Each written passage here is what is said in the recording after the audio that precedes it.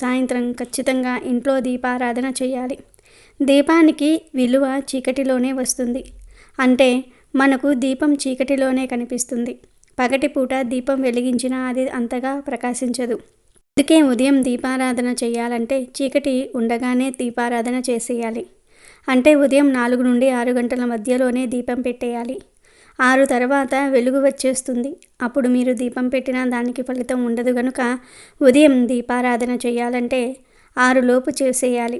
కానీ అలా 6 లోపు చేయటం చాలామందికి కుదరదు. అలా ఉదయం చేయలేని వారు సాయంత్రం సూర్యాస్తమయ సమయంలో దీపారాధన చేయాలి.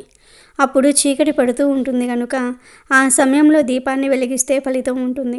దీపానికి విలువ ఉంటుంది. కాబట్టి అందరూ ఈ విషయాన్ని తెలుసుకోండి. వెలుగు ఉన్నప్పుడు దీపారాధన చేయవద్దు. ఇది శాస్త్రంలో చెప్పబడిన విషయం. కుదిరిన వారు ఉదయం సాయంత్రం 2 పూటలా దీపారాధన చేస్తే మంచిది. కుదరని వారు ఉదయమో సాయంత్రమో ఏదో ఒక పూట దీపారాధన చేసినా మంచి ఫలితం వస్తుంది. ప్లీజ్ సబ్స్క్రైబ్ చేయండి.